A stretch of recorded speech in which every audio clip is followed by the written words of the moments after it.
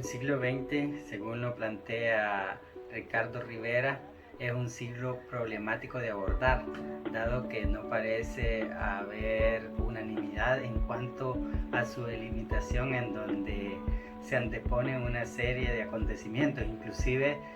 diversas posturas en cuanto al inicio y al final de la misma.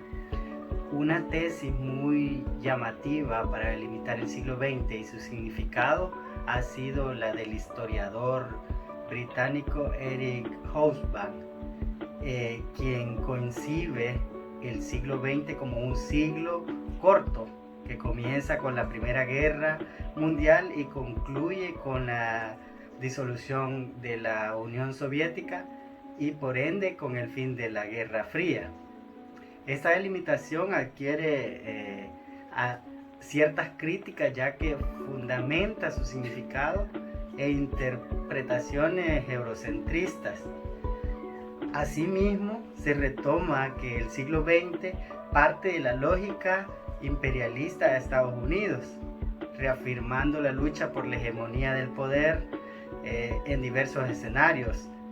Llámese estos políticos, económicos, sociales, culturales, entre otros. Por su parte, el siglo XX es percibido como el siglo de Estados Unidos, que marca distintos procesos históricos a nivel mundial. La lucha por la hegemonía del poder es una de las principales delimitaciones del siglo XX, pero además es importante resaltar cómo los países de la periferia o que están en vías de desarrollo se ven influenciados ante este acontecimiento. Es así como podemos vincular la política exterior salvadoreña con relación a Estados Unidos. El Salvador, a pesar de tener autonomía en cuanto a su gobernación, se ha visto influenciado por las potencias mundiales. Una de ellas ha sido Estados Unidos, el cual inclusive en el conflicto armado, según diversas fuentes, el gobierno de El Salvador recibió ayuda militar en la guerra civil, por lo que este fenómeno lo puede convertir en una deuda interna por parte de los gobiernos. El sistema de gobierno ha cambiado durante los últimos años, teniendo presidentes de derecha, y con el cambio de los gobiernos de izquierda se podría pensar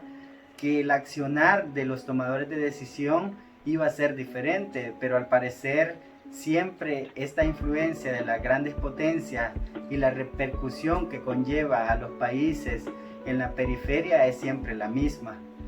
Actualmente podemos apreciar que el gobierno de El Salvador ha tenido acercamientos a Estados Unidos y todo indica que existen buenas relaciones. Inclusive se han realizado el nombramiento oficial de Milena Mayorga como embajadora de El Salvador en Washington, aún sin tener la viena del gobierno de Estados Unidos. Este tipo de nombramientos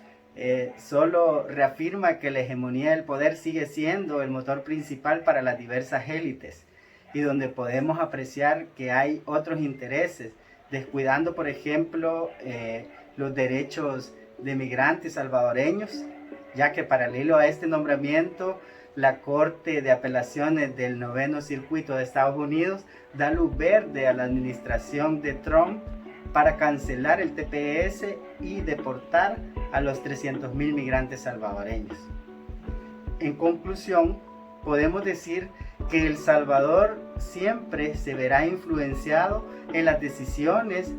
que tomen las grandes potencias, y con ello también el accionar en cuanto a la política salvadoreña, ya que la hegemonía de poder pesa más que la garantía de derechos, sobre todo de los grupos en condiciones de vulnerabilidad. Es por ello que como defensores de derechos humanos tenemos el gran reto de dar promoción, garantía y defensa de los mismos a la población en general, utilizando o reafirmando la importancia de la historia salvadoreña como punto de partida, y evitar así el famoso dicho del pueblo que olvida su historia está condenado a repetir.